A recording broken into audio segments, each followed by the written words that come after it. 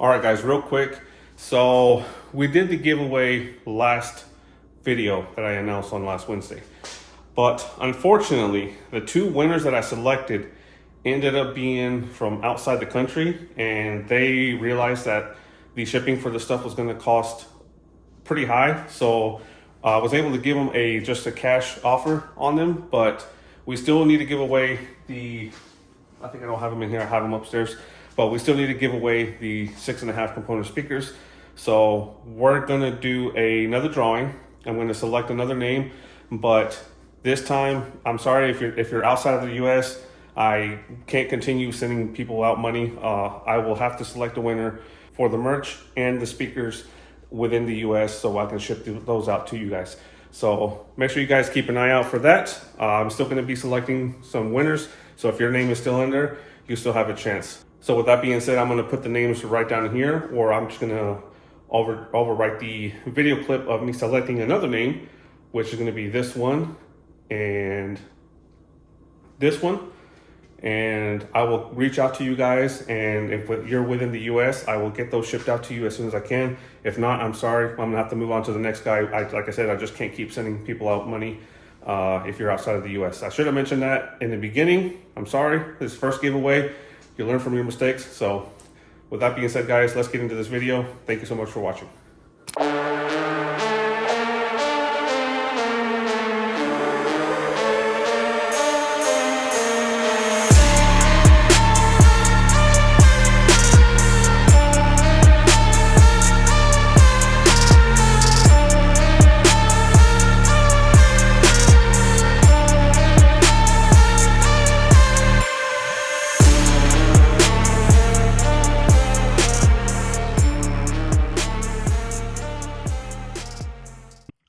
All right, what is going on, guys? Welcome back to the channel.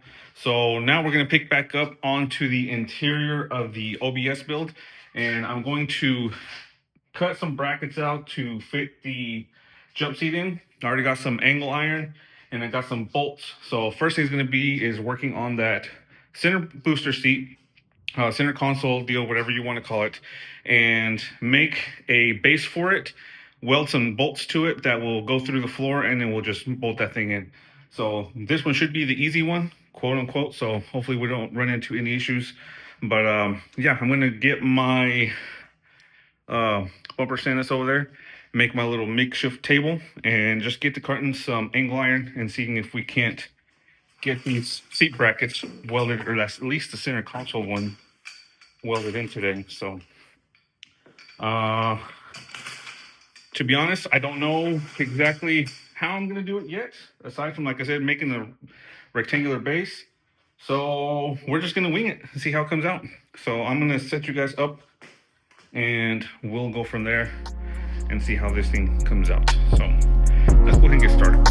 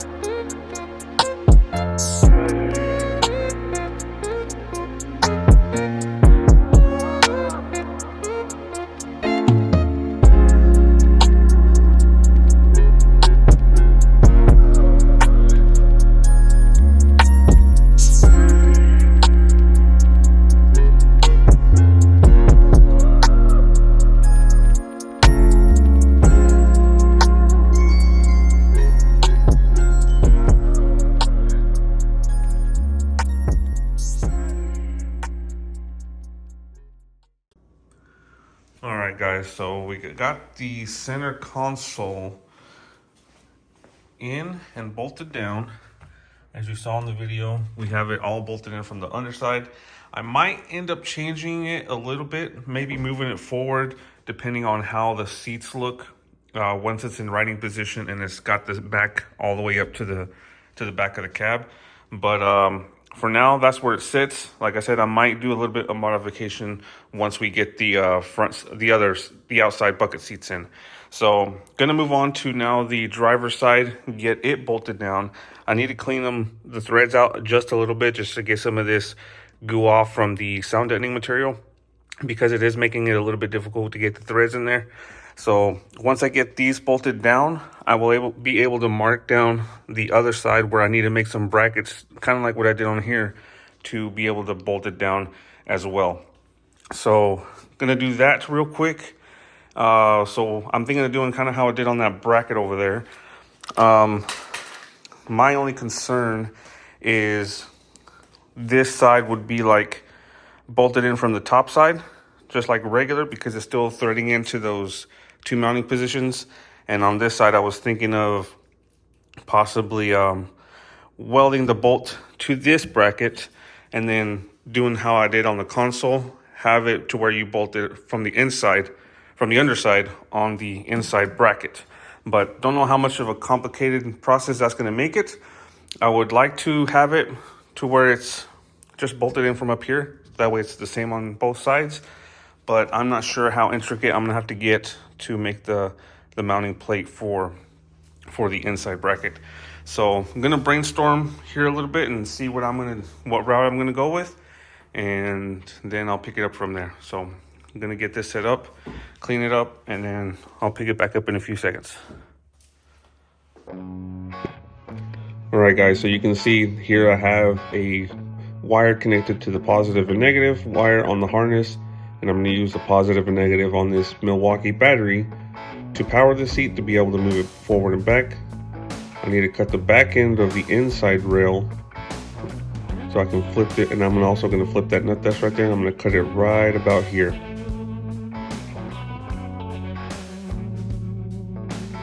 There's the results afterwards, cutting the bracket off. I am going to end up cutting a little bit more. You'll see that here in a minute.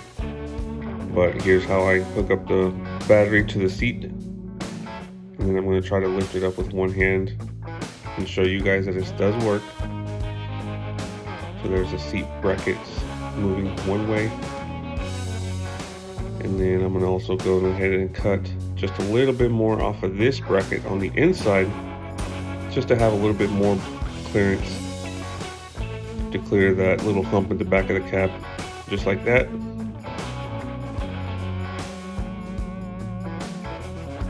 And then now I'm going to angle it like this because I've been test fitting it on and off camera, and it needs to be a little bit more clearanced like this.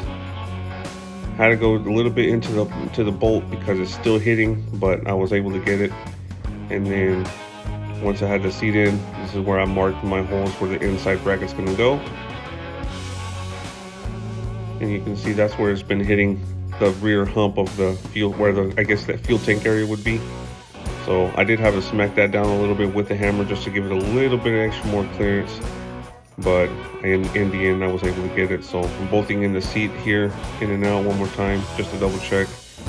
Drilled out my holes for the seat brackets. Okay, hopefully you can hear me over the sound of the fan, but now that I've got these marked up, I did mash this in just a little bit, just to give me that extra little bit of real estate to kind of clear the little hump there. And then that should, I'll have to test fit it again, but that should clear it now. It's still hitting, even though I already cut it as much as you've seen in the video. But my concern, the only other option I could have done is maybe put like a spacer here, but I don't want to lift the seat too much. So I would have to, because I would have to replicate it on this side, and I really don't want to raise it up too much because that might just take away from the headspace. So that should do it right there. So now what I'm going to do is cut out some plates, some rectangular plates that's going to go all around this area, and around this area as well. And then what I'm going to end up doing is that plate is going to go on the underside.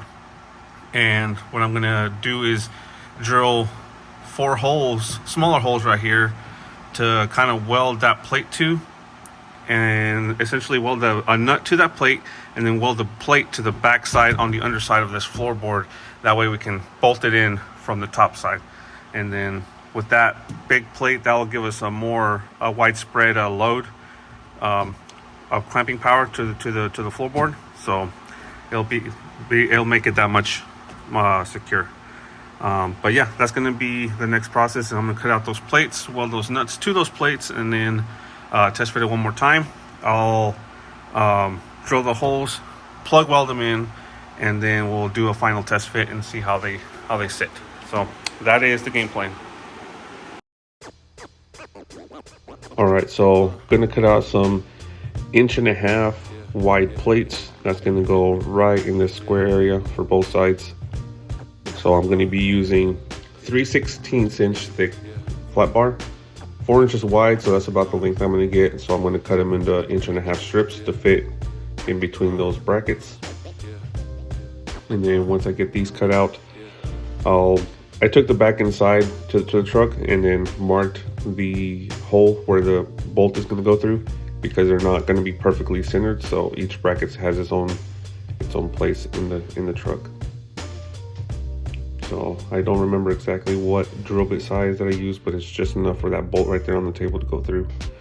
And then welded the nuts to the back side, let those cool down, and then I brought them back inside the truck, just double check, make sure they were centered up.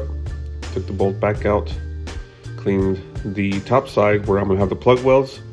Here I drilled more than 4 holes on each side. Well, I did 4 and then 1 on the side. Cleaned off the bare metal on the top and the bottom to where I can bolt in that bracket. Bolted the bracket in, and then went to town and plug welded the bracket into the floorboard. And then just dressed up the weld on the top end, vacuumed it up, took my bolt out, very hot.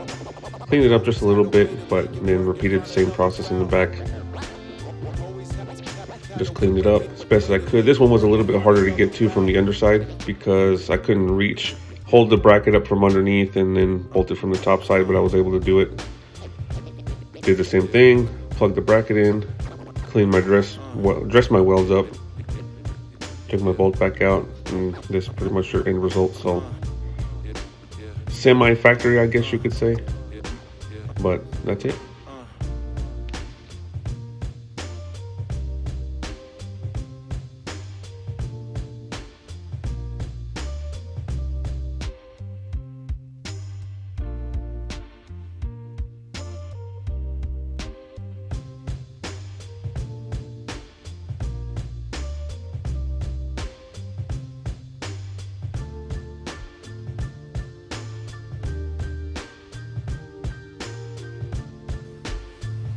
All right, driver's side is knocked out and the brackets are in place. Now we just got to replicate it on the passenger side. So I'm gonna do a quick little install of that, and then I'll pick it back up, and then all the seats will be ready for Jeff to pick up so he can send these off for upholstery. So let me go ahead and get that knocked out, and then we'll pick it back up in a few seconds. Always had a way to make it work and find another route. Always had a way to make it work and find another route. Always had a way to make it work and find another route. All right, so pretty much everything is in and in place. Now, the only thing I wasn't sure still if I want to do is if we want to move that center jump seat forward just a bit. If we flip this up, you can kind of see a little bit better that the jump seat sits a little bit farther back. So we need it to come forward just a little bit. So what I'll have to do is unbolt it from the back end. I'm gonna keep the base the same, but I'm gonna unbolt it from the frame that I made and then move it forward. I'm gonna have to extend somehow my frame forward just a little bit more for the front bolt holes. The rear, I'll have to re-drill and re-tap or weld some new nuts to it. But Other than that, I think that's going to be the last thing to do.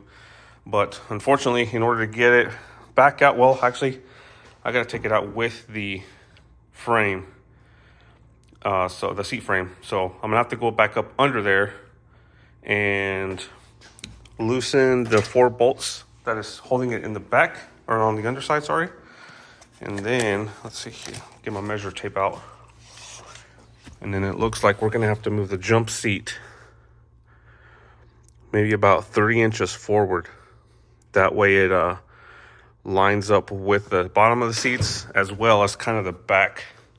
So the jump seat isn't just like tucked in like that. So I'm gonna do that little quick modification, get that knocked out tonight, and then that should be a wrap for the seat brackets installation.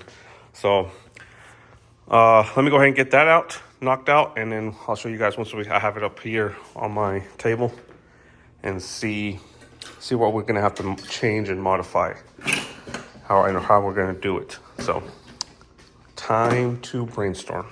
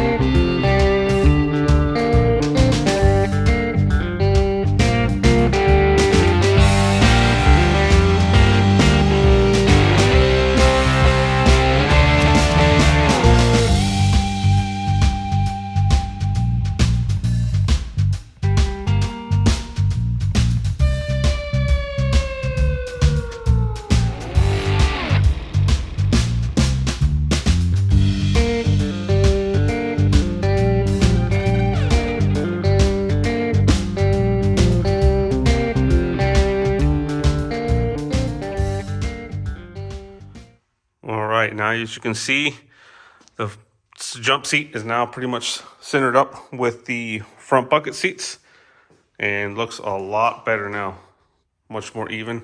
The back side is still sticking out just a little bit, but you got to keep in mind that these are fully adjustable and these seats are all the way back right now. So that's pretty much where she's going to sit right there. But that's going to be a wrap on the seats. Right now I'll be ready to send off to the upholstery. The last thing that's going to be needing done is the wiring for this seat, just for the power. That side is manual, it's not power. So on this side, all I need to do is run some wires from the fuse box or from the battery to this seat somewhere, and just have that ready to go for whenever we get the seats back. So that's pretty much going to be it on this one. But she's in, they're all pretty much done. We are good to go. All right, guys. Well, I think that's going to cut it for this video. I've been trying to get it done as quickly as I can. I've been under the weather this week with me and the family being with a cold or a fever. So that's pretty much going to cut it for the seats, as I mentioned. So next week you will actually be going in under the hood and start doing the front tubs and a battery relocation for the battery, or I don't know if I'll do a battery relocation, but we'll definitely be making a new bracket for the battery just to kind of keep it up and over out of the way of the wheel tub. And then we got to remove the coolant overflow, make some brackets for all this ABS stuff, or relocate it, the computer, remove this box, and then we got to mount the new master cylinder, or master cylinder. So that is going to cut it for this video, guys. Sorry it's been a while on the uploads. I know I've been slacking, but we're going to get back on it. Time is of the essence. So again, thank you guys so much for watching. Make sure you guys click the link below if you want to get your merch for some shirts, stickers, or lanyards. Keep sharing, liking, commenting the videos. And with that being said, I'll see you guys in the next video. Thank you so much.